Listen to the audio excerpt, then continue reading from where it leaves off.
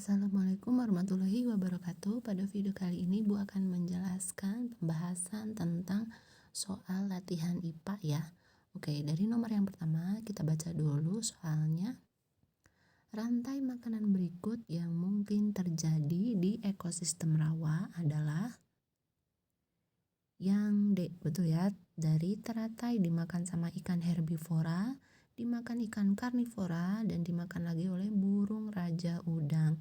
Nah, kalau yang A itu ada di ekosistem sawah karena di situ ada padi ya. Lalu kalau yang B itu ada di ekosistem kebun karena di situ ada jagung.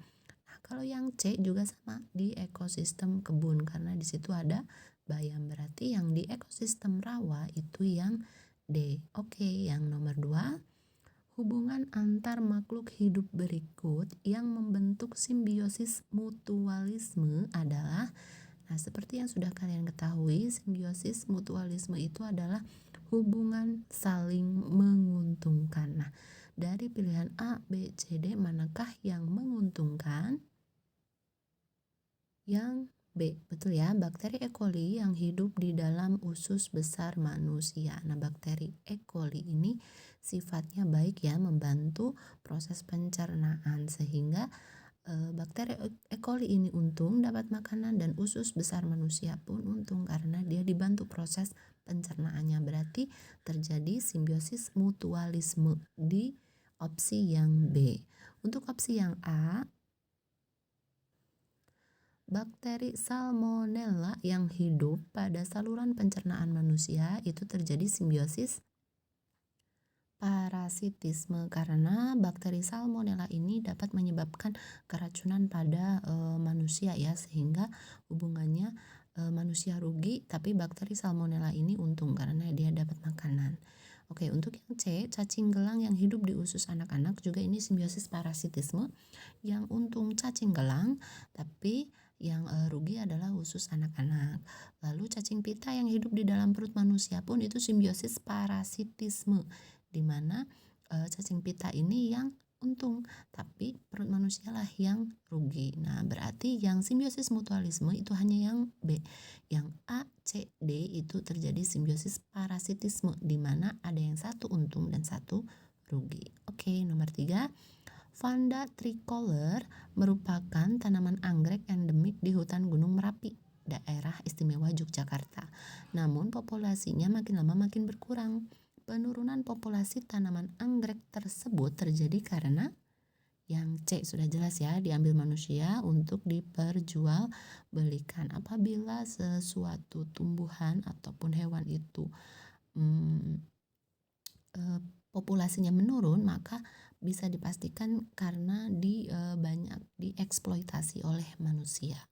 Oke, yang nomor 4, perhatikan rantai makanan berikut. Nah, pertanyaannya adalah hewan yang tepat untuk menempati bagian X pada rantai makanan tersebut adalah, berarti di sini hewan yang memakan belalang tapi bisa dimakan juga oleh ular.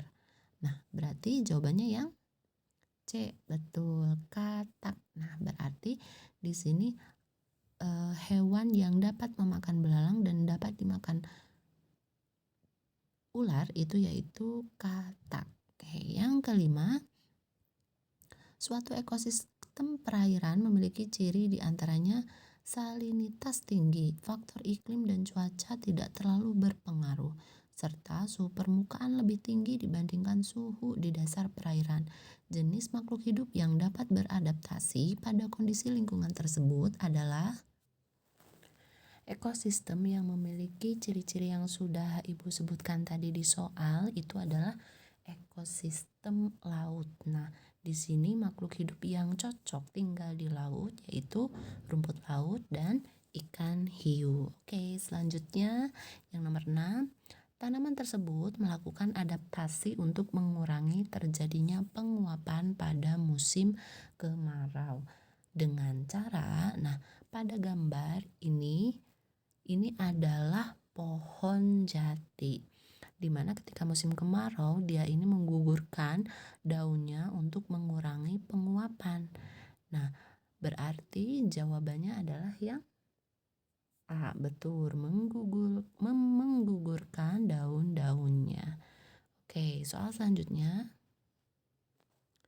Nomor 7. Pada suatu ekosistem terdapat populasi tanaman padi dan populasi ulat daun. Jika populasi ulat daun mengalami peningkatan, akan mempengaruhi kesuburan tanaman padi. Grafik yang tepat mengenai pengaruh peningkatan populasi ulat daun terhadap kesuburan tanaman padi. Oke, seperti yang sudah kalian ketahui bahwa ulat daun ini cara hidupnya dengan lingkungannya yaitu dengan memakan tanaman padi atau daun-daunan. Nah, sehingga kalau ulat daun ini meningkat, maka kesuburan padi ini akan menurun. Nah, oleh karena itu, grafik yang tepat adalah yang C. Nah, grafik yang C ini menunjukkan kalau populasi ulat daunnya itu meningkat, maka populasi kesuburan padi itu akan menurun. Nah, gitu ya. Oke, berarti jawabannya yang C. Oke, soal selanjutnya, selama ini manusia sering menangkap berbagai burung berkicau di hutan secara berlebihan untuk diperjualbelikan. Akibat yang ditimbulkan dari kegiatan tersebut adalah sudah jelas pasti yang A, terganggunya kelestarian alam di hutan. Oke, nomor 9, perhatikan gambar berikut. Nah, bagian yang ditunjuk huruf X berfungsi untuk, nah yang ditunjuk oleh huruf X itu adalah bagian daun. Nah, fungsi dari daun yaitu pilih opsi yang sebagai tempat fotosintesis dan transpirasi. Nah, transpirasi ini adalah proses pernafasan. Nah, sebagai tempat fotosintesis itu berada di klorofil atau yang ada di daun atau yang biasa kita sebut dengan zat hijau daun. Kalau transpirasi itu proses pernafasan, nah adanya juga ada di daun. Nah, menggunakan yang namanya stomata. Nah, stomata ini adalah alat pernapasan tumbuhan yang terdapat pada daun. Gitu, berarti jawabannya yang C. Oke, kita bahas satu persatu dari opsi A. A. Alat transportasi dari akar ke daun atau sebaliknya itu adalah fungsi dari batang. Nah, di dalam batang ini terdapat xilem dan phloem. Nah, xilem di sini fungsinya untuk mengangkut air atau zat hara dari akar ke seluruh tubuh tumbuhan atau ke daun. Nah, kalau phloem itu fungsinya untuk mengangkut hasil fotosintesis dan akan diedarkan ke seluruh tubuh tumbuhan. Itu fungsi yang A, berarti fungsi dari batang. Nah, kalau yang B, menyerap air dan unsur hara dari dalam tanah itu fungsi dari akar. Nah, yang D, menyongkong berdirinya tumbuhan itu juga fungsi dari akar gitu. Berarti jawaban yang paling tepat adalah yang C, sebagai tempat fotosintesis yang dibantu oleh zat hijau daun atau yang disebut dengan klorofil, dan sebagai tempat transpirasi atau pernafasan, dan alatnya yang terdapat di daun itu bernama stomata. Oke, selanjutnya nomor 10. Perhatikan daur hidup hewan berikut.